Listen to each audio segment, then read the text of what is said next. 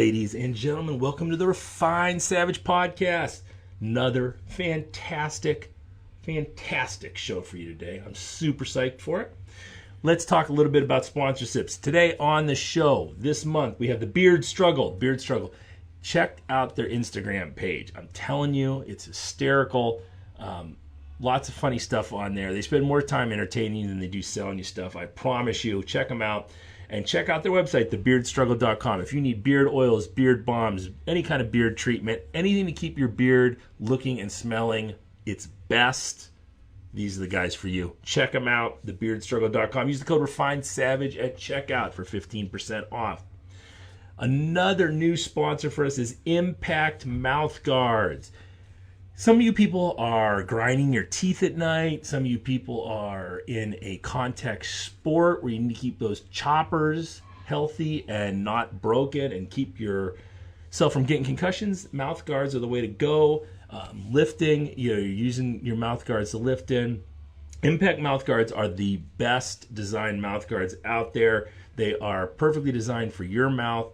And they come in some of the most amazing designs you'll ever see. I am super excited to see these designs. They're very cool. I want you guys, when you order these things, to start taking some pictures and send them to me because, believe me, once you see the mouth guards, they are pretty cool. Really nice designs. I'm going to grab one for Hayden for football next year because, what 14-year-old kid doesn't need a money sign mouth guard, right? So check them out at impactmouthguards.com and use the code REFINEDSAVAGE at checkout for 15% off. Today also we have Roadie Sport. Justin Roadie wants you to know that he has you have one more week. I think this is the last week, to register. It'll be when this podcast comes out, it'll be this coming Saturday for his Jolly Big Throws clinic. It is going to be amazing. I want you to check that out. Give him a shout. Check him out on Instagram at Roadie Sport. They are going to be having some of the best coaches in the area. I know Dane Miller's going to be there. I know Crystal Johnson's going to be there. Justin himself. And they're going to be showing you how to throw the shot, disc, and weight with some of the best athletes around, Olympians and Olympic hopefuls. And I think it's going to be a great day. Also, he has some closed loop lifting straps. He has the shot put gloves. So if you guys are throwing high volume shot puts or stone puts or heavy shots or stones, the shot put glove will save your hands. You don't want to get those fingers bent back, guys. It is a season crushing injury. So check him out. Give him a holler and buy some stuff from him, guys. Good dude. Iron and Stone Strength. Iron and Stone Strength wants you to know that they have the best gear in the game. I can testify to that. Their shirts are super soft, super comfortable. I'm a t-shirt snob, and if a shirt doesn't fit right, I don't want anything to do with it. Their gear is fantastic. I love it. The designs are classy looking, nothing that you're going to be embarrassed to wear out. Hats, sweatshirts, sweatpants, whatever you need. Check them out at ironandstonestrength.com. Use the code REFINEDSAVAGE at checkout. Stay Classy Meats. If you guys aren't hunting your own meat, you need to be ordering from Stay Classy Meats. The meat is delivered to your house in a freezer, like a cooler. They have build your own boxes. They have all different kinds of boxes. It's the best stuff I've ever had. I can't, it sounds like a sales pitch, but the way the meat tastes is so much better than the store-bought stuff. I can't even describe it. And it's got to be the way these animals are raised. Small batch farms just outside of Bozeman, Montana. They are eating fresh Montana grasses. They are drinking from fresh Montana streams. They're being humanely raised, humanely treated, and humanely processed, and they taste delicious. Don't fall for the vegan nonsense.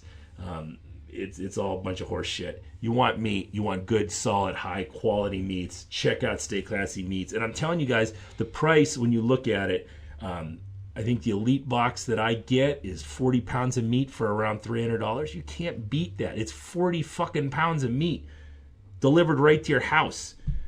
Can't beat it. Use Savage at checkout to make it even cheaper. Savage for 10% discount. The folks at Serious Steel want you to know that there is still time to get some of their products under that Christmas tree for your favorite strength athlete. You don't need to go to some big, giant international chain that's going to sell you a bunch of shit and their customer service is gross. Serious Steel is the best. They will help you out any way they can. Their bands, for bands for like lifting or for stretching are the best I've ever used. They're selling knee sleeves and elbow sleeves, which are fantastic. I wear a pair of Serious Steel knee sleeves for jiu-jitsu, and it keeps them very tight, very warm, very stable. I am a huge fan. We have a lot of people in the gym wearing Serious Steel gear that they have purchased from them using our discount code SAVAGE at SeriousSteel.com for 10% off. What am I thankful for going into this new year? I'm going to tell you right now. CBD oil. It's been a life changer. Warrior CBD is the best stuff I've used. Great products. Even better people running the company. Warrior 20 off at checkout. Check out their muscle rubs, you meatheads. Rub a little bit with this roll-on onto those aching joints and muscles, and you will feel better. I promise you. Warrior 20 off at checkout at warriorcbdofficial.com. Cerberus Strength. You've seen Cerberus at every strongman competition on the planet. They are outfitting some of the best athletes in the world, and they are getting into Highland Games. These people are our kind of people, man. They are our people making products for us. These aren't CrossFitters making shit for Highland Games people. These are guys who have put the kilt on, they've strapped on the lifting belt, and they're making products for us. So give them a shout. Why would you go anywhere else? Cerberus-strength.us and use the code REFINESAVAGE10 at checkout. Viking Coffee. I am currently drinking some of their winter blend coffee. I am very psyched about it. I don't know what the difference is between winter blend and normal coffees, but in general, I like winter blend coffees, and Viking Coffees is now my new favorite. I'm going to make Evan put aside a bunch of bags for me so I can have them even in the middle of summer. So, Viking Coffee 10 at checkout at vikingcoffeecode.com. They also have hats and mugs. I've got one of their Viking hats he sent me, and it is like one of the most super comfortable hats I've ever worn. And I've got a big giant skull that no hats fit on. This one fits great. I love it a lot. All right, guys, who we have on the show today? Bunch of foreigners. That's what I'm telling you. Foreigners. Europeans. It's crazy. In my studio, we have two of my favorite humans on the planet. Well, Alina is one of my favorite people on the planet. Pawel is Pawel, But Pawel and Alina Wencel, they are fitness coaches in the area. They are at, I don't know what the name is, it Black Flag Athletics? There's like 15 Black Flags around here now. They're at one of them. Just go to every Black Flag until you find them if you want to take one of their classes. But anyways, this was a great conversation. They showed up late, so it didn't go as long as I would have liked, but we still had a great conversation. Anyhow, check them out. Share this episode with your friends. And we will see you starting this thing at the end. My two favorite guests in studio, the Wencels. How are you guys doing? We're doing great. We're going to share a microphone this morning, so this should be interesting. There'll be a lot of awkward. Hey, don't run. Right. Looks like you guys are like backup singers for somebody. Or making out. Either one. I did that on purpose just to get you guys closer together. I did miss you though. Thank you. Thanks, Mark. Me or Mark? You. Well, Mark too. We missed you. We What? both missed you. Why did you miss him? I haven't seen him very much this week. See, that's the way my wife is too. Yeah. She's just doing her own thing, and I'm like all by myself, like not doing anything. Yeah, I'm just like, well, it's nice to be forced to see my husband. Thank you for forcing him to be in my company. Remember the first podcast we did where you guys like learned all about your relationship on the podcast itself? Be one of those. So Mark is our relationship therapist. Thanks, Mark. We need it. I should definitely have that qualification, right, to do that for people. What's been going on? Tell me everything. Oh man, So much. When's the last time we did one? Like a year ago? A year ago. You guys were going uptown Vermilion to do something afterwards. Right. You were still at the old Black Flag. Yeah. Yes, sir. You were just transitioning out of your old job. Yeah. So Black Flag West is a thing. Yep. Now it has been for 5 months. Okay. So obviously left corporate. Had to keep that on the hush. Because obviously TR approached me about it in advance of the actual TR, that's the cool way of saying Tom Rainey. Is that his Hollywood name? All right. And then I had to kind of keep it hush, so we didn't. There was really no big announcement. I Yeah. just kind of transitioned right into it, and then I can't remember how I found out. If you told me or somebody else I told did. me. And you actually texted me. Yeah. You texted me because I didn't tell you. Well, who told me? I don't know, but you found out before. I've got my finger on the pulse you of really everything do. that's going on. Tom Probably was Tom. Yeah. Yeah, it's probably I Tom. asked Tom not to. Tom was like, hey, don't tell anyone, and usually he tells people. Yeah, right. So I've been at West for 5 months now. It's going great. So last night and this week we did our kind of our own version of the CrossFit Open. We called it Capture the Flag, and instead of the money going to CrossFit, we just created a grant. I like that. So we still had a $20 like entry fee. Yeah.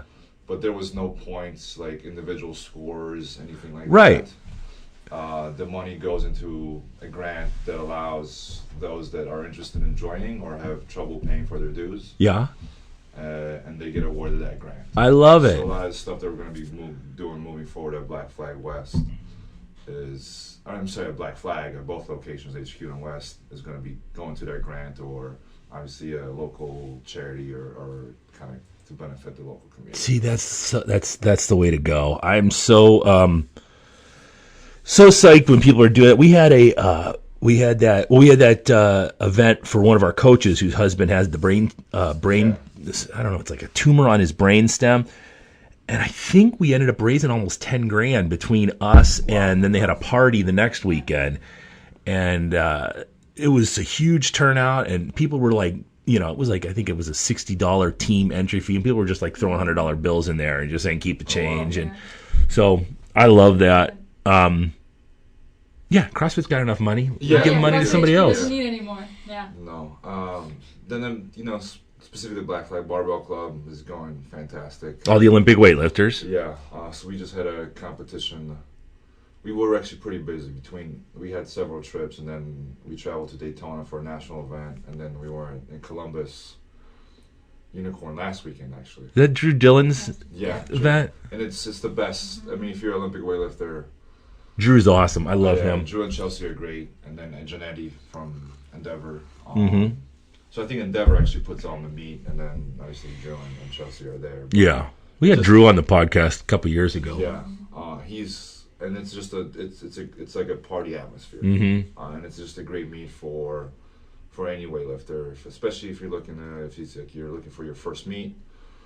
It's like they black out the back, and it's just like a spotlight on the athlete, and they have music bumping the whole time. See, that's one of my problems with Olympic weightlifting. Like if you go to the Arnold and you go to the powerlifting room, it's just loud and people are screaming and yelling and the music's blaring, and then you go over to the Olympic lifting room and it's like being in a library. It's like, who the hell wants to sit in here all day, But it's changing, actually. It should. It should. And I think with obviously with CrossFit helping to kind of put a highlight on the sport, I think a lot of the younger athletes are kind of bringing a new, maybe fresh sense to it. So it's kind of like livens up the mood a little bit. Because it can some of those comps can be a little dry. I would fall asleep. Yeah, Olympic weightlifting is obviously, if you're not in the back room, like working with the athletes, kind of if you're watching, it could be pretty boring. You probably don't remember, but You said that. I can't believe you said that. Out loud. Well, that's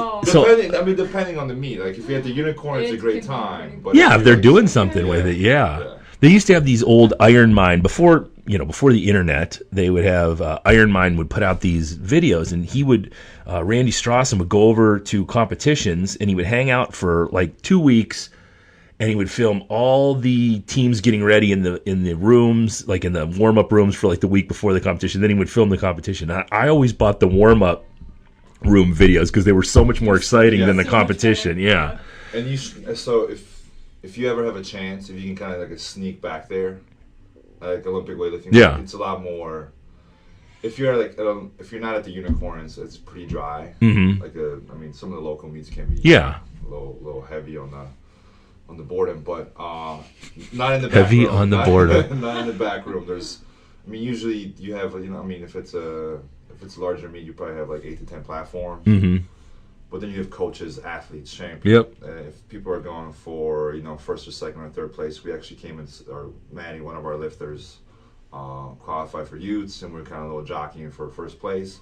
It can the stress levels get pretty high and can get exciting, right, so to speak. So it's a really good time. And kind of coaches try to kind of strategize and stuff like that. So I think this meet was much more fun than Daytona. Yeah. For our athletes, because there wasn't as much pressure. Yeah. What was Daytona? Daytona was the AO3. Okay. Which is a national event. It's not the AO finals, but it's still it was the largest meet USAW has held to date. Yeah.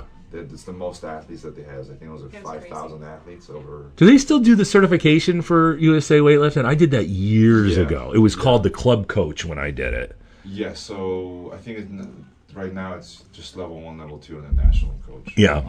And they just redid level 2. Okay. But Phil Andrews, the new CEO, he's been around for a couple of years.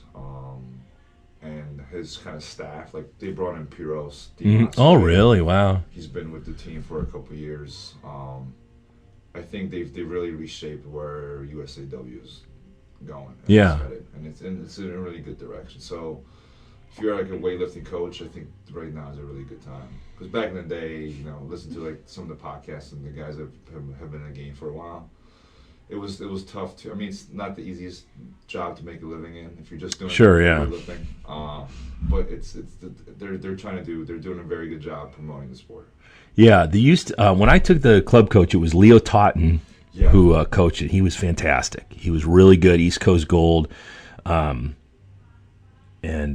we were actually an East Coast Gold affiliate. You were for a couple of years, even though we didn't have any Olympic weightlifters.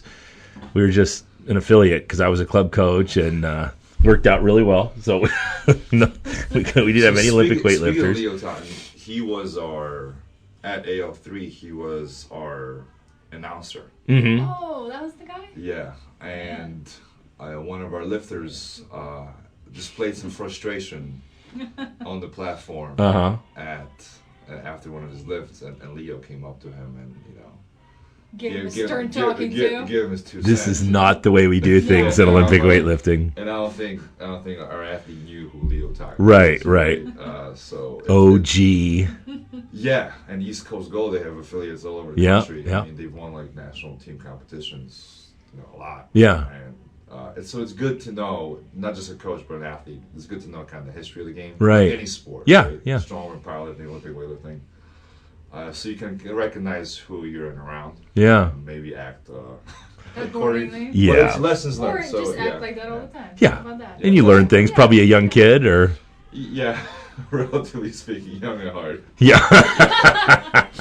No, but for me, it was a great learning experience. It was as a coach, and I think we've all learned took a lot away from the experience. We did well, but like in the back room with all the people, I could have handled things much better. And I think you'll get better at that. Yep, you'll figure that out.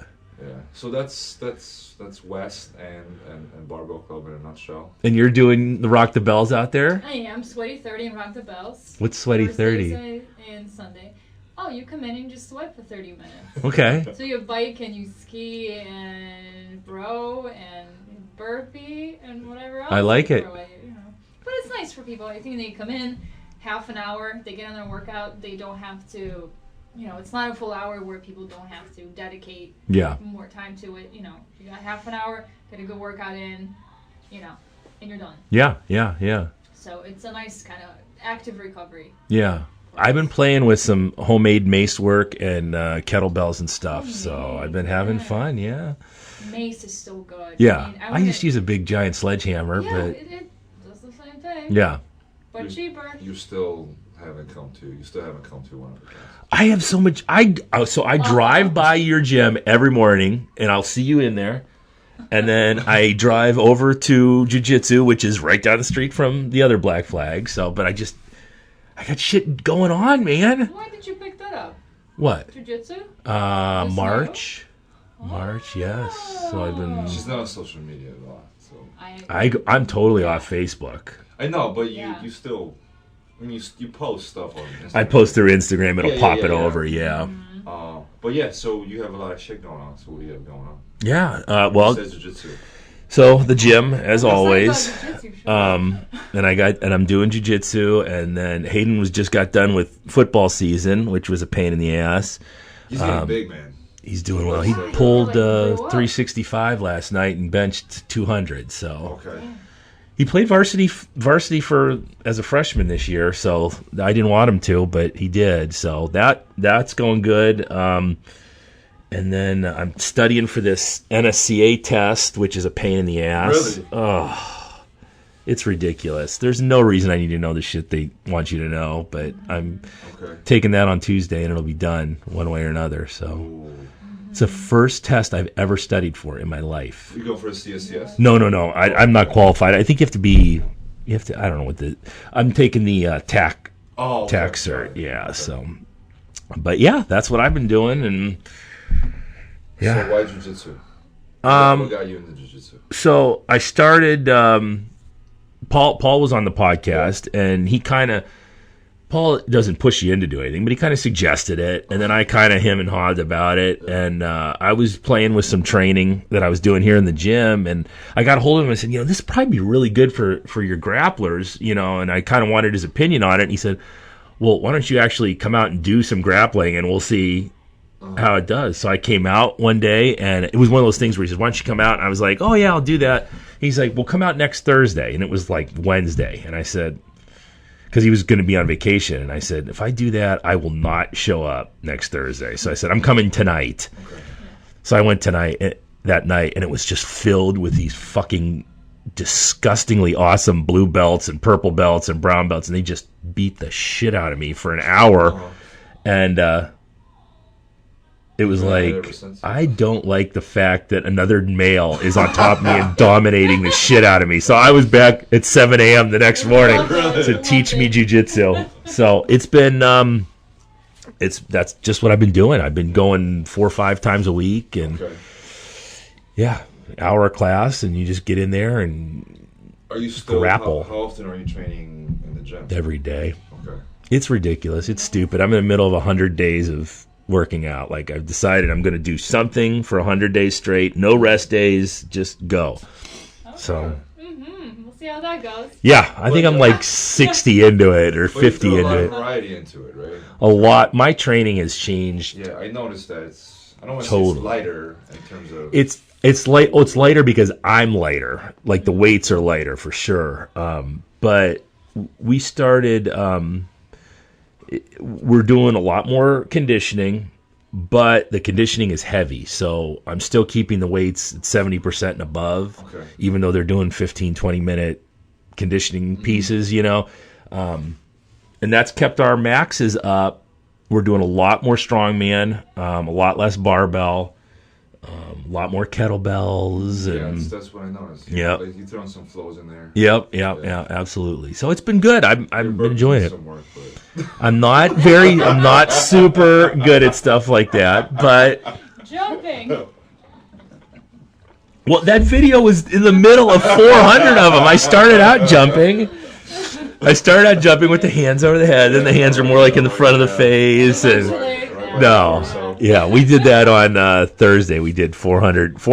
So this week I called it Full Moron. So I put out this little bit of program, and I said, anybody who wants to do this can do it, but I'm not prescribing it for the classes, because you'll have people in here who sometimes they can barely handle what we put on the board, let alone do something like this. So the first day was 300 kettlebell swings with the 100-pound kettlebell, and every minute on the minute you did 5 ring dips.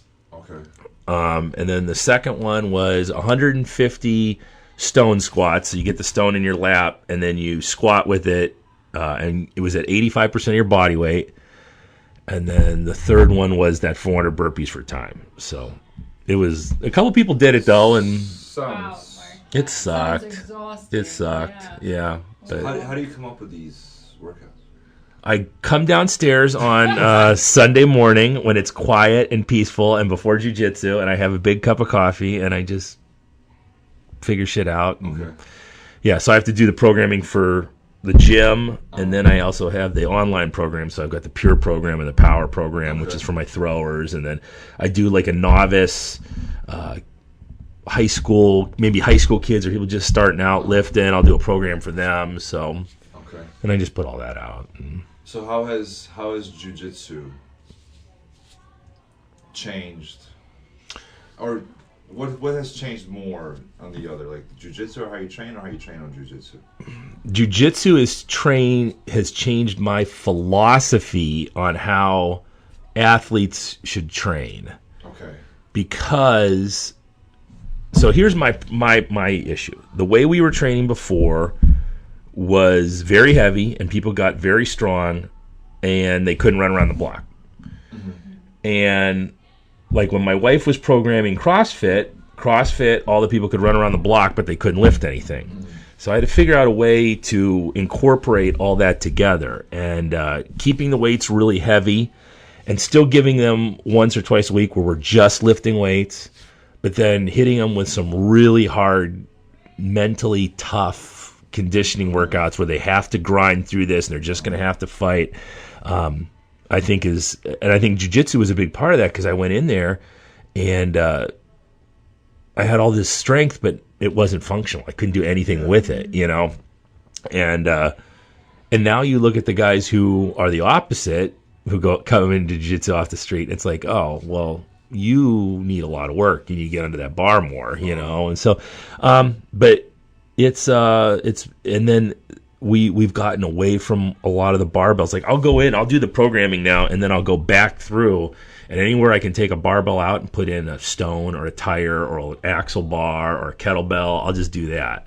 So I like those weeks where we don't touch a barbell at all, but we might touch Atlas stones 3 times, you know. So okay. But yeah, any awkward implement. It's functional, right? Yeah. That's what you're supposed to be doing. But the kettlebells and like the maces, I'm starting to really dig. Yeah. Get the clubs. The Indian clubs. Yeah. That's not racially clubs. Tolerant. Yeah, you can get the steel clubs. The wooden clubs are good for mobility, but you can get the steel clubs and get a little bit more power into it. Okay. A little more strength aspect. Oh, that's my favorite. Maybe I'll get a pair for Christmas. I'll have to. I always try to come up with something weird. I mean, there's a lot of movement you can work through with those. Where you're limited with the mace to certain directions, with the clubs you can move all over frontal side planes. Yeah. I mean, I like it. I'll check them out. Yeah, I've seen them before. You know, all like on the audit videos and everything. And oh yeah. Are you going back for any more like audit certifications or anything? And I'm thinking about a lot of different certs. Such as. Yeah, I'm interested. I ultimately would want to do Strong First, and it's something I kind of plan. Strong First is Pawel, right? Yeah. I like that. Yeah. But I mean, I've had some injuries over the last year, so it's been just difficult to train for that because you kind of have to be in fairly decent shape too. You, being the Russian girl in Northeast Ohio, should definitely take the Strong Fist cert. That would be like a huge moneymaker. Just tell people you grew up on that shit. Like you had to do like 200 swings before you went out to milk the cows in the morning or something. People don't know that. It's all image. Yeah. That's a great.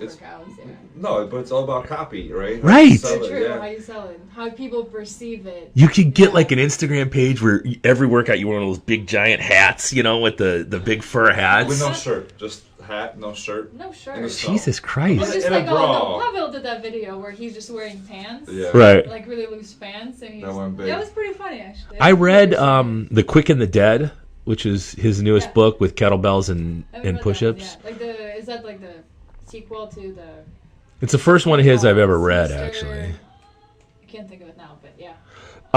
I like the concepts of it, but he doesn't get into like how you program it in because he wants you to come to his cert. Yeah, right. But, I've been doing this for 33 years. I just figured it out. I mean, there's some strong people at Strong First, and I think they want you to, as a coach, be able to move and be strong and not just know how to get people stronger. Right. So I think that's what's so interesting about that. It should definitely be that way. Yeah. And then I was thinking about doing the Katie Bowman with movement. Oh, what is she with?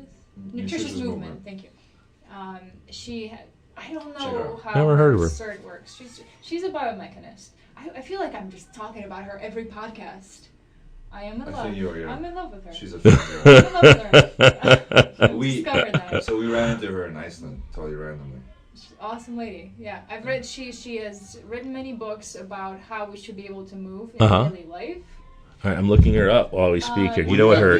Do you have like 7 screens in here, man? I know, right? I should just... And you're using your phone to look it up. Yeah. Well, I don't have Instagram on those screens. And that's how I follow everybody. Katie Bowman. So Bowman.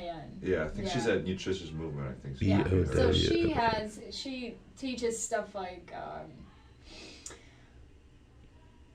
I'm not going to call it anything specific now because I don't really know how to describe her style of movement, but it's incorporating movement in a life where you don't have to go out to a gym and have a barbell, have a kettlebell. No, you just fucking move. French. Yeah. And you move in different ways so that you stay strong, stay mobile, have good alignment.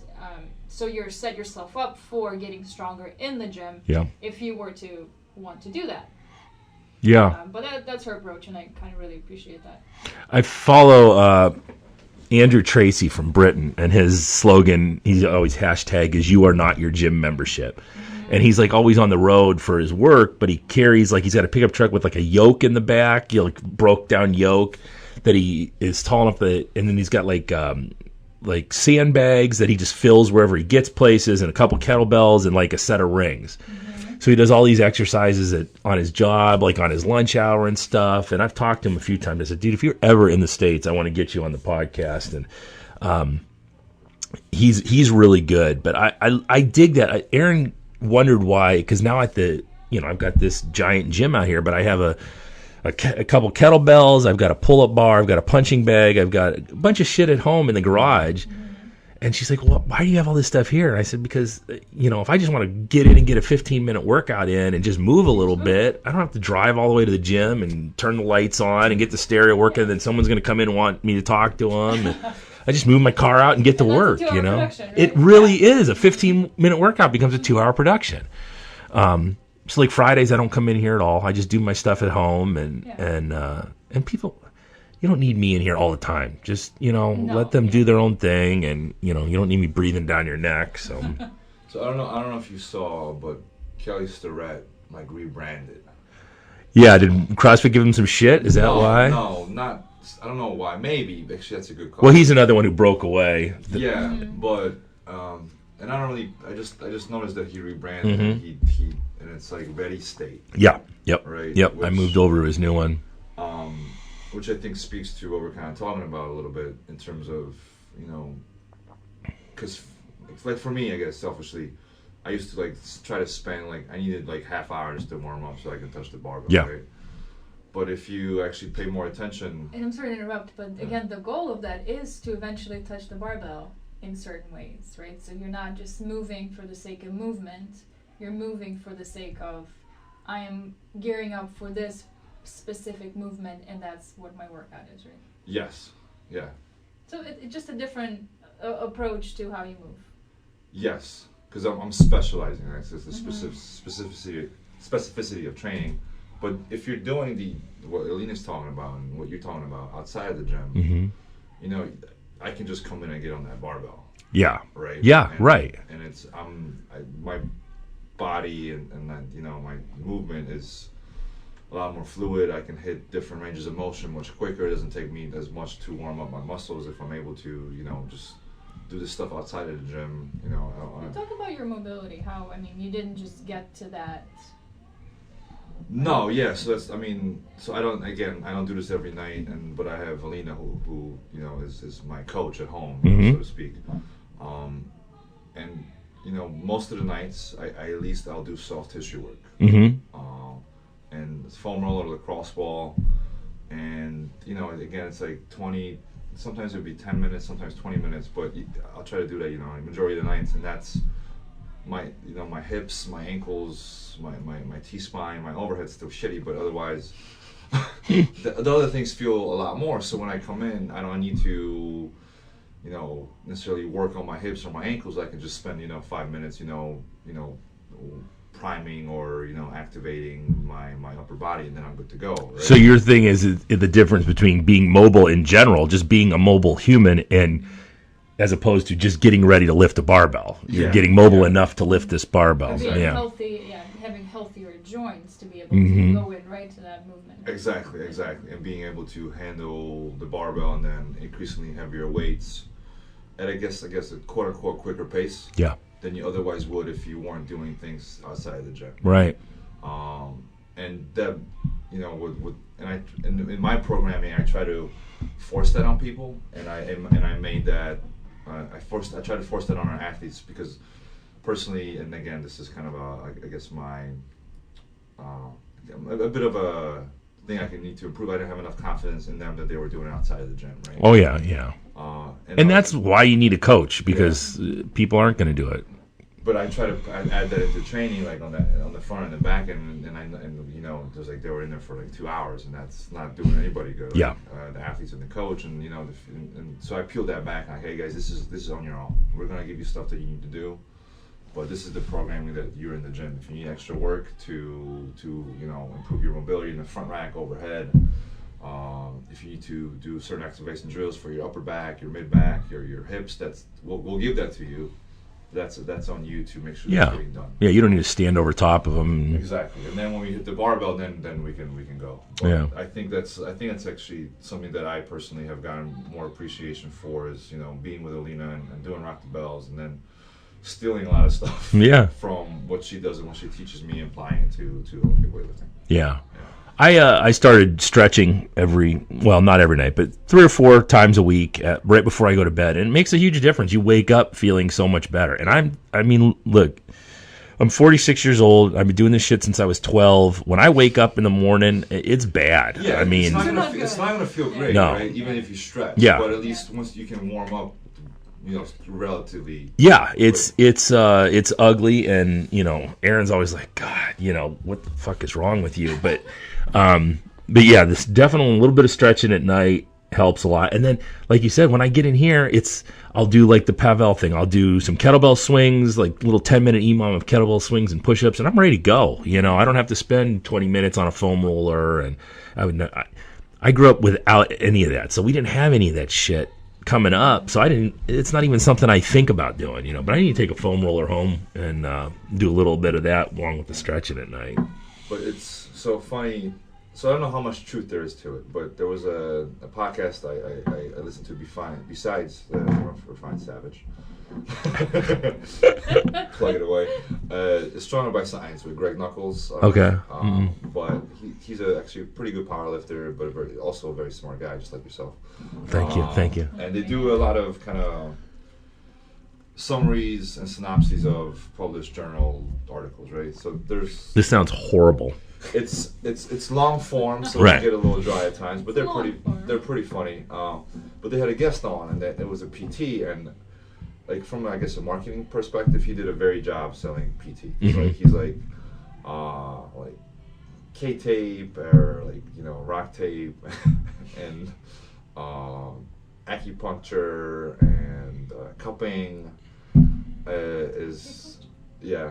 And he's like, they're asking him, does this actually work, right? And he was so. Let me preface this that he was basically providing his answers based on the published evidence that supports these things. Yeah, right.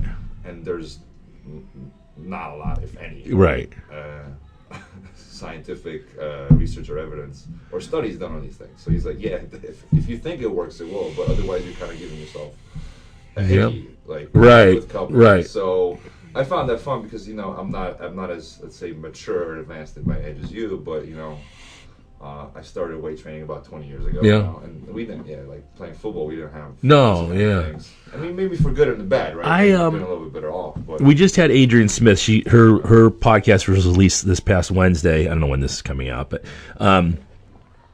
she's in Rocky River, and she's been fantastic. And she's a bodybuilder, and she's done some strongman, and she's great. She does a lot of cupping and scraping, and I don't know, she puts a lot of different modalities on me. I don't know which one of them works. Usually, though, when I get out of there, I feel better within a session or two. But her cupping is some of the most aggressive cupping. Yeah. It's not like, oh, we're just going to put this on your body. She'll put it on the injury and then roll it back and forth. Okay. And, you know, my body, she cringes because it sounds like you're going over railroad tracks as she moves the cup, you know, because there's all that fascia and garbage in there. And you're just trash, man. I'm trash. But I suggest her to people all the time. If you got some weird injury you can't get rid of, I've sent, I don't know how many people I've sent to her. I'm probably 15 people in the last year, and she's great. But it takes, I don't know if any of that stuff works, but if you believe it's going to work, yeah. It's subjective, right? So we use the placebo effect for medications. Why not use it here? Yep. I mean, does it matter what works as long as it works? So he wasn't, I guess, a hypocrite, but he's like, yeah, if you think it works for you, then it's going to probably work like, for you. Right? Dry needling does not work on me at all. I've had a bunch of different people do it on me. Doesn't do anything. But I've had acupuncture done in my face for allergies, for seasonal allergies, and works like a charm. I don't know. I have no idea why. I don't believe in either one of them, but that one works and doesn't. Experiment, I guess. Yeah. I think we talked about it in the past. I think if you get, you kind of have to keep an open mind. If you only do stuff that's researched and published and quote unquote I'm sorry. I have to say. I'm probably going to agree with everything you're about to say. And science, so-called scientifically proven. Well, shit. I mean, if you read a study, one person can interpret it one way, and the other person will interpret it in a different way completely. So relying on that as a gospel, or even, saying, well, okay, fine, dry needling as a panacea for any pain in the body. What does panacea mean? Like a cure-all. Yeah. Not for me. So I don't think... for the rubes out there listening who don't know that word. Learning new things.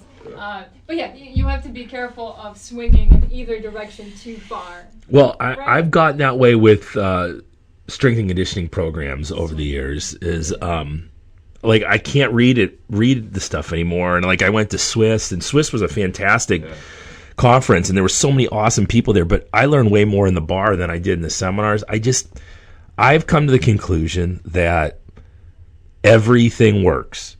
Everything you do works. Within reason. Anybody out there who's pitching a system, triphasic training, West Side Conjugate, 531, Cube Method, all of it works. You find the one that you want to do. You work at it as hard as you possibly can, and if it holds your attention, you're going to stick with it. You're going to get better. Yeah. I'm going to train and give it enough time. Yeah. Yes. Right. And give enough time, like maybe 3 or 4 months at the minimum. To see. It comes down to hard work. Yeah. Just work hard at something, anything. I'm doing a talk this is so fucking crazy. So I'm doing this talk in December at University of Ashland, and I'm like by far the least qualified person to be speaking at this seminar. And I'm talking about strongman training for athletes and to get you in shape, and which is what I'm good at. But I'm going to start off by saying I don't have any fancy degrees. I don't have any fancy research. This is what we do. These are the people we've worked with. Here's something you could do with your people that's a little bit different. But like I'm going to train my son in the weight room all the way up till he's up in college to throw the shot and discus. Now, by law, quote unquote, they're going to tell you he needs to do snatches and clean and jerks, and he needs to squat every week and bench press and do speed benches, and he's going to train the way I want to train him. He's going to do Atlas stones. He's going to do tire flips, because I think that if he works hard on that stuff for the next 4 years, he's going to get strong enough to throw really far. And I don't think you need to make it super complicated. He's already going to be learning these highly complicated techniques in the circle and learn how to throw this stuff. I'm going to throw stuff at him in the weight room that he can't fuck up. No matter what, he's going to come in and just know how to do them, and there's not going to be any problems with it. So it'll be interesting. We'll see how it goes. But when is the talk? December 13th and 14th. I don't know what day I'm speaking on, but it's me, Derek Woodsky, Jance Footit, Adrian Smith. There's one other guy I don't think I'm allowed to say yet, but he's a real big name. but I don't think I'm going to say it. Oh, yes. They're all bigger than me. I think I'm missing somebody, too. But it'll be really good. And last year's seminar was a 1 day, and it was a really good one. And then they moved to 2. So check that one out. It's good. Malcolm Majeski, I'll get you in touch with him if you want. He runs that. So one of the reasons, so we're bringing the barbell club out here. Oh, yeah, we got to schedule that, right? Yeah. And one of the reasons I want to do that is, just to kind of expose them to what I've had the luxury and privilege. Oh, yes. Take their butts a little bit? Of playing around with, because if it wasn't Olympic weightlifting, it'd probably be strong. It'd be weak as fuck. But you're more suited to do strongman. Damn it. But I've learned a lot from the few times that I've touched the stones or the log or even the height over the bar. I mean, so weight over the bar or weight for height is and I hope they get the same out of it as the appreciation for the sport, but also how it can translate and how you can maybe teach or be mindful of how you're moving with the different implements. Yeah. And transfer it to the bar. Like somebody asked me last night, I did, not to give myself too much of a talk myself a little bit too up. I did the 40 muscle ups last night, not on the rings, but on the bar, right? God, yeah. And I never done that before, right?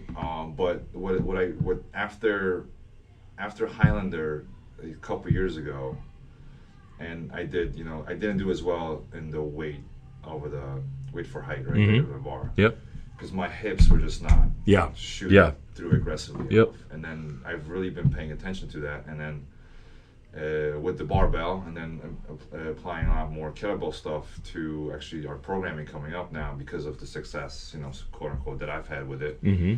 And it's the same thing that what I picked up from strongman, I'm applying to Olympic weightlifting, and then you get on that bar and it's just all about the hips. Yep, right? absolutely. So not to kind of simplify it, but that's really is. And so I told those athletes it's all about the hips. Yeah. But so I hope when the crew comes in here, they can see the connection between the modality and the sport. I talked to Drew Dillon about that because he spends part of his season with his athletes where they just throw Atlas stones around because it's all hip explosion and there's like you've seen me rack a barbell, it's impossible, but I never have a problem with a stone, but I'm still getting that same hip explosion every time I pull. And you see that a lot with more these jacked kids where it looks like they're just doing a reverse curl because they don't have the rack position, so they can't get their hips through, and it's just horrible. But you never have a problem with a stone. Now, they're never going to compete in an Olympic weightlifting match, but and Hayden will learn. He does pretty nice looking cleans and snatches because I know that if he goes to Ashland or somewhere next at the next level, he's going to need to learn that stuff. They're not going to have 100 Atlas stones to play with, so. But yeah, I'm with you 100%. It's the hip explosion, and it's learning to push with your feet and fully extend and all that stuff's. You take a little bit of time off from Olympic lifting and just get back to that and come right back to it. I think you would have some better results. Yeah. Exactly. And kettlebells, simple tool. Yeah. Yeah. That you can simple learn. And sinister. That's Yeah. I couldn't think of it. I need to find some heavier ones. I want to get some big, giant, ugly looking. We have some out west. Do you? Want to stop by? No, I want to buy my own, so I have them here. I'll just steal them out of the gym. So, just full transparency, we're a little late coming into the gym today, because you're a lot further out. I keep forgetting. You're closer now. You're. It's still like 35. I was like, it's going to take us 20 minutes. Yeah. Still like 35. Right. But I'm saying that the gym west is closer to. Yeah. So where are you guys living now? Are you closer to the gym or? We're in Camp's Corner. Where the hell is that? Oh man. Do you know Fairview Hospital? Yeah. Yeah, we go right there. there. Okay. Yeah. So very close to the airport. Why did you move closer to the gym? What do you mean? How do you not translate that? Well, Is it a language difficulty? So we did. There might be. So we did. I mean, we used to be like an hour away. Right. I mean, to HQ is 15 minutes. To west is like 25. Don't call it HQ. That sounds stupid.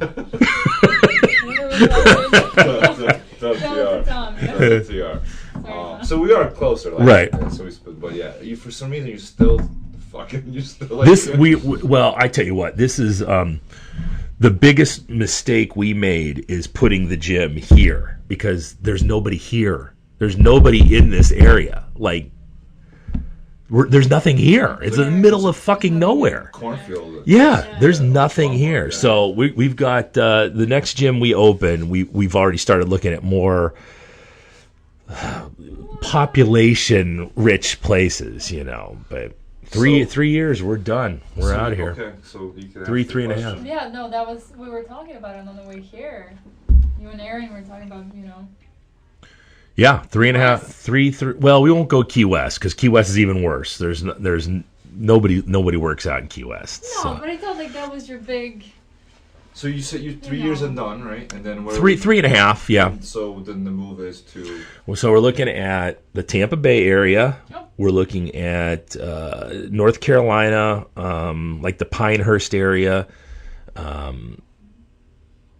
couple other places, but right now we're kind of debating. I want to be closer to the ocean. Aren't you gonna miss the cold though? No, that's the whole thing. We're so fucking done.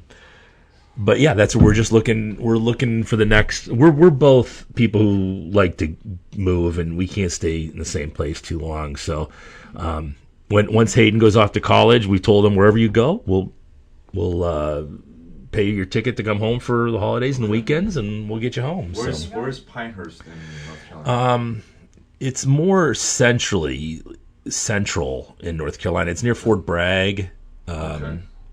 It's not close enough to the water for me, but if I go on and start doing more training with the tactical people, you want places where the tactical people are. You know, Virginia Beach is another one we talked about. They have a huge base. Yeah. So, you know, my thing is just to be around more people. There just needs to be more people. And the other thing is when you go down south, people are half naked for more time in the year. You know, here you get 2 months of good weather, really, where you're out in bathing suits and everything. Down there, you go down, people are jogging and they're out doing yoga on the beach. Yeah, a little bit more active, yeah. Yeah, so that's what we're looking to do. But but it's still, I mean, you're on course to make that happen. Yeah. What we do with Blind Dog, I'd like to see somebody take it over and buy it for whatever it's worth and move on. And we've had a couple people interested, but it's 3.5 years from now, so who knows where that'll be. But what I would like to do is find a buyer in about 2.5 years and make the deal, and then I slowly start to back away. That way it's not Mark's here one day and the next day it's somebody else, you know. How'd you figure out 3.5? That's when Hayden graduates. So 3.5 years and we're done. Good. And we've tried to bribe him to go earlier, but he won't do it. So we took him down to St. Pete Beach and had him working with Kidway Johnson, who's an Olympian, a buddy of mine, and at IMG Academy, which is this like, I mean, he wouldn't have gone to IMG Academy. It's like $60,000 a year tuition, but you know, we took him down there and showed him the ocean, and you know, but he wants to stick around here, and he does. Yeah, that's interesting. Yeah, you don't want to be away from your friends, I guess. Yeah. So. At that age, yeah. We were just in Nashville. I love Nashville. Sorry, Asheville. I don't know anything about Asheville. It's in North Carolina. It's in North Carolina. You're right. It's in the mountains, in the Blue Ridge Mountains. Yeah. It was beautiful. It was. Beautiful. It was surprisingly. Just vacation, just heading down. Just a long weekend. I can never tell if you guys are actually on vacation or if these are pictures from like 6 months That's ago. how we trick you. Right. Yeah. We get people say it all the time. No, but really here. Are you guys long. getting psyched for the holidays and everything coming up? This will probably come out around Christmas. I mean. Yeah. Once we had a couple of trips this year. We went to Colorado, so Asheville. You know, once we're done with our trips for. Kind of we settle down. Yeah, we sort of settle down and. You know. And hunker down for the winter. Winter is coming and all that. No, but this weather reminds me of a place that's very close to the beach.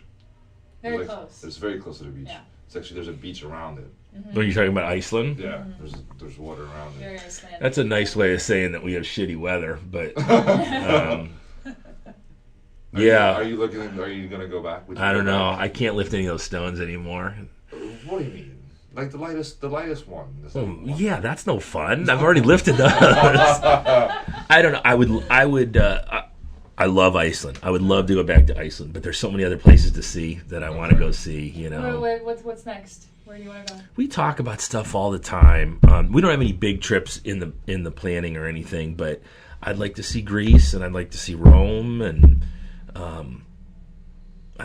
there's so many places I would like to see that are almost you almost don't have access to anymore. I'd like to go to Egypt and that, but I'm not dealing with, unless I have some kind of like Ryan from SEAL Team 10 with me. I'm not gonna deal with that, but yeah, I mean that's the kind of stuff I'd like to check out. But I'd love to see Greece and Rome, and there's like cruises that do the Mediterranean where you can go from Rome to Athens, and which would be cool. But yeah, nothing major in the works or anything. But what about you guys? You got anything planned? We want to go back to the UK. Yeah. I mean, if you haven't been, Are you guys still thinking about moving there eventually? I mean, we'd move there tomorrow. Right. If we could. I mean, we've been to Scotland before. I didn't expect a lot from England, to be honest. Right. When I was going, like, I've seen England. It's kind of like just London, whatever, right? Very, very ignorant kind of outlook on it. But then we flew into Manchester, which is not necessarily not a selling point. I feel like it's like the Cleveland. It's like a Cleveland, yeah. It's the Cleveland of right. It's the Cleveland of England. Right. It's all right. But then you get out, man, and it's just fuck, dude. It's just the landscape, obviously. The kind of rural. I don't know if it's like necessarily rural, but it's nice to look at. Yeah. Did you guys do Stonehenge last time? We did. We did Avebury. Avebury. So Stonehenge you don't get to unless it's on Midsummer's Day. You don't get to experience it. Well, you experience it with like 200 other people. Oh, right. And around this fence. Our thing, we want to like go in. Oh, they won't let you in? No, yeah, it's unless it's off. Midsummer's Day. Yeah. Yeah. It's blocked off. Well, that's the problem. I mean, it's nice to look at, but right. I want to go in there. Right, I absolutely. Want to feel it. Yep. So we went to Avebury, which is Kennet Avenue. Yeah. Well, the Avebury, and I think what the misconception about the stone circle is like, oh, there's Stonehenge and that's it. Yeah, there's a lot. There's like hundreds of these things, right? And I think are much cooler because there's no one there. Mm-hmm. There's no one there. So Yep. you're alone and you walk into this tomb that's 5,000 2500 BC. years old, yeah. Superbly preserved. I mean, they obviously there's they have like a society Mm-hmm. and a trust that probably keeps it, but there's nobody like there to like ticket you or like Right. check your ID. You Right. just kind of go, right? And it's a beautiful experience. yeah, and just like you walk like Kennet Avenue, you're like literally walking. It's not an avenue, but there's stones that are directly opposite of each other, and you're just like walking for a mile. I've seen pictures of it. Yeah. And it's like, I mean, these things have been there for. I mean, this is the shit I think you would really dig, and it's like you just touch these things, like hug them, like, well, how the fuck did you just like it baffles your mind, like how this. What did they do with it? Like, what was the purpose? Like, one night, so we went. The funny, so Alina really wanted to see this one too. I'm into tombs. Yeah, wait on. That's one thing you don't know about me. And this one was in Wales, and we went out to one of the most beautiful places that I've seen, and that was Llanidwell, right? Llanidwell. Yeah.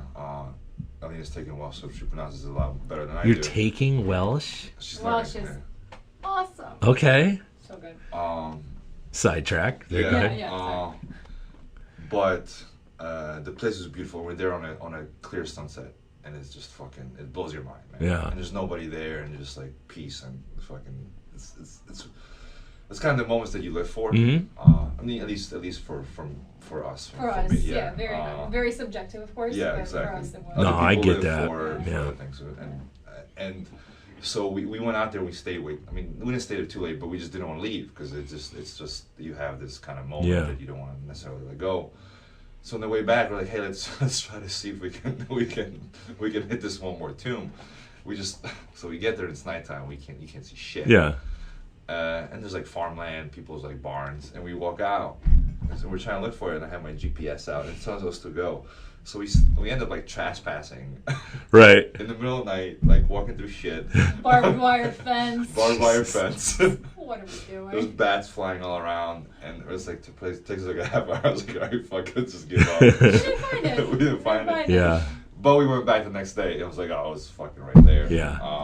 It was very cool though. Yeah, it was very cool. I'm into seeing more and more of those places. That's why I've got Tulum on there on the screen. And but the problem is there seems to be so much turmoil and stress around all these megalithic structures that you can't get near them safely. You know, I want to bring my family there. You know, if I go with a buddy of mine, that's one thing. But I'm not bringing my wife and kid to a place where you get kidnapped or murdered, or there's just danger afoot, you know. And Mexico's getting like that, and the Middle East is like that, and you know, I'd love to see more of those places, and because like you said, the energy and the vibe you get. When I was in Tulum, it was just amazing, you know. You could just, you know, you look at that temple and you see what they were looking at every day, and they're looking out at the ocean, and just amazing. And I would like to see more of those places for sure. I talked to Ross Hamilton, who is the expert on the Great Serpent Mound down in southern Ohio. Have you been down and seen that yet? I'm going to take Hayden down next year and see it. I've seen it when I was probably 10 or 11, but this incredible structure down there that they don't really know who built it or why they built it, or it's lined up with the constellation Draco. So and that was a really interesting story because he had been researching that for years and trying to figure out what he had this idea that it was an alignment. They made it to align with the stars, and he was researching, couldn't figure it out, and he fell asleep one night with all these transparencies of these constellations out, and he fell asleep. And when he woke up, the constellation of Draco on this transparency was right over top of this serpent mound, lined up perfectly. And that's how he discovered it. Right. So it was like something almost pushing him to that.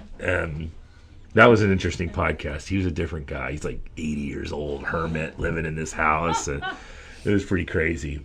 But to that point, like, like the little things that you take for granted, like talking about the sky, actually being able to like see the stars, and not have to smell like what we now think is normal, but actually smell air for what it's intended to kind of smell like, and being able to get out there and get away from, you know, quote unquote this. Yeah. There was a lot of that in the UK. Yeah.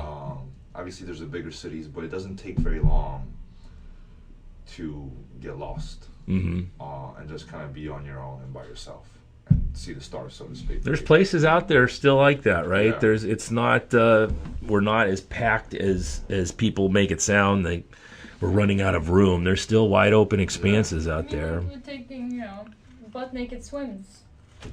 Yeah. There's, you know. I couple of them. I took a few. Yeah. It was totally disturbing. Disturbing, yes, if you think about me. Right, yeah, that's it. But think about yourself doing it. That's even worse. But like a cold plunge, yeah. It's fucking so worth it. It's fucking freezing, and you know, you'll freeze your nuts off, literally. But we did this in the Lake District, and beautiful place. This little waterfall with a nice little plunge pool. Yeah. And I was like, fuck it, I'm doing it, right? And I went in, and then fucking when it's cold, you feel like you're gonna freeze, but once you come out, once you settle in and breathe and calm down, it feels fantastic. When you come out, you feel like $1 million. Yeah. Or like $1 million is not a lot anymore, but like you feel like you're like a whole new person. Yeah. And then Alina went in. So here's another funny story. We didn't think there was anybody around. If there wasn't anybody around, Always the way it it is. was 20 minutes. Right. I went in, but Yeah. then Alina comes out, and there was a trail right above the waterfall on Right. the side. So she comes out, and she's changing, and I guess the hikers got a good view. Well, there you go. They went home and We told their waved to each friends. other. Yeah, we Yeah, waved. Yeah, so they okay. got it. But there's plenty of spots that you can kind of jump into, and I took every opportunity. We went to one spot, one lock, and I just said, let's just go a little further out because there's actually people there. Yeah. And they could see me, they couldn't. And I said, "Fuck it." Who cares? Yeah. Yeah, I mean, YOLO. You're YOLO. People still say that, Alina. I I haven't said don't it in know. a long time. But But yeah, like the shit like that. I mean, keeping it simple, and nature. One person that I usually don't like to do this, but besides following Mark on Instagram and obviously me and Alina, no, I'm just kidding. Mark and Wildfoot. yeah, Wildfoot. Stephen Bell. You actually might enjoy his stuff. Okay. Because he does jiu-jitsu. I think he was actually former Olympian Okay. in jiu-jitsu. But now he's very much in terms of, nutritious movement, getting out, exploring, being mindful, Yeah. and stuff like that. And just, again, relatively keeping it simple, I think is obviously yeah. the better in terms of, training. Kind of in general in life, having that as your compass, if that is the right word, Yeah. is just maybe simplifying it for yourself. It's hard to do because life gets in the way. We have commitments, we have obviously work and kids and all that. But simplifying it as much as you can to make sure that you're kind of staying in, Grounded. staying with yourself. Yeah, staying Yeah. grounded, I guess Yeah. would be a good way to say it. But that you don't lose yourself. Wow, I'm really getting philosophical here. I'll stop. That's why I have you on the show, Alina. So Otherwise, we would just sit here and talk about weightlifting. Yeah, weightlifting, hey. So Alina did this really awesome thing. So we live in an apartment right now. We have this little cool balcony, and she put a pebble mat. It's pebble mat, right? Yeah. So we got this like 12-inch by 12-inch kind of thing, right? Yeah, just like a rubber mat. Yeah. And then whenever we went on hikes, we would just pick up pebbles, Oh, yeah. and then we glued the pebbles to like a rubber It mat. was a project. It was a project. It took a little bit. Because we're idiots. But one of the best things to do even now, it's actually I think I enjoy it even more with the colder weather. Like one of the first things to do is just step outside and with your bare feet on those rocks, and you let that kind of that cool air in Yeah. your face, and you breathe in and just kind of take that for a moment. I think it's a nice start to your day. It's a good idea. Yeah. Just first thing is don't get on your phone. Yes, right. Yeah. Don't turn like electronics on. Just try this and just go outside for a second. Mm-hmm. Like when you first wake up, Mm-hmm. unless you have to use the bathroom, but head outside and just take a couple breaths and see how. And try to do that, over the course of time and see what that does for you. I think it's fucking fantastic, and it literally takes like 30 seconds.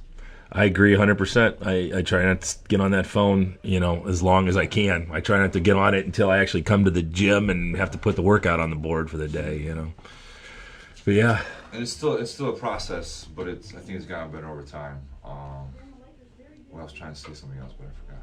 Oh, and the other thing is, plants.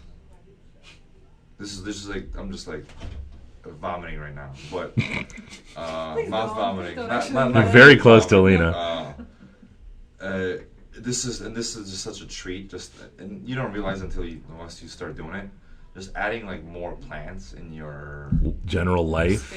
space, whatever that space may be, home. She's got the whole house covered in plants. Yeah, and it's fucking, I don't even know how she keeps them alive, but I never touch them. I never water them, but she must.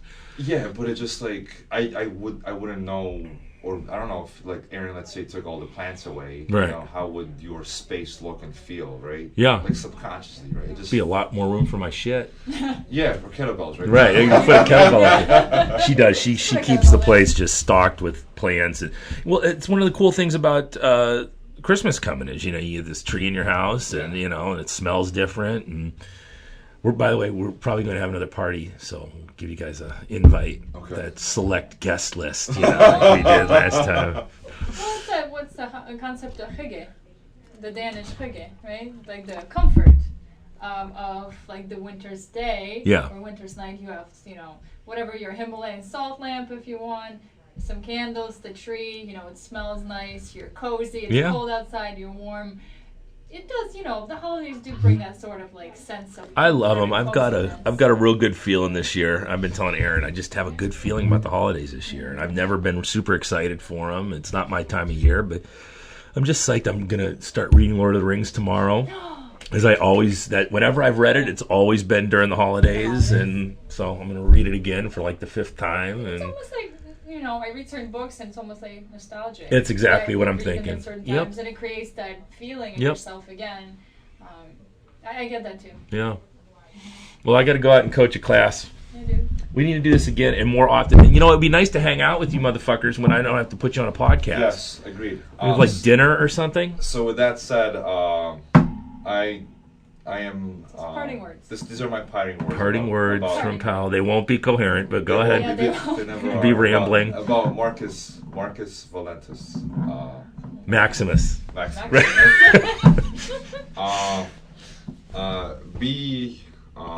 And I'm trying to be better at this.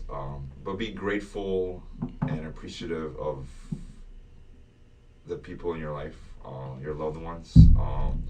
He is. I was I'm getting but thanks babe. Really that went off. Yeah, it was good. It was good. And no. Sorry. So Mark's gotta go, but that includes Mark. And you've become a true friend, and I'm very poor about being a good friend. Well, so am I, but we're there. And so for those that have the benefit of having you in their life, I hope they appreciate you and they're grateful for it. Well, thank you. And Christmas is coming up, so absolutely. And get him a gift. That's my get spiel. him a gift. Sorry. Well, I'm psyched for the people at Black Flag West, and I think they're going to get a lot out of you guys coaching. And I love you guys, and I'm glad you guys are around. Love you too. Thank you. We love you. This has been the Refined Savage. We will do this again sometime with the Wencels. See ya.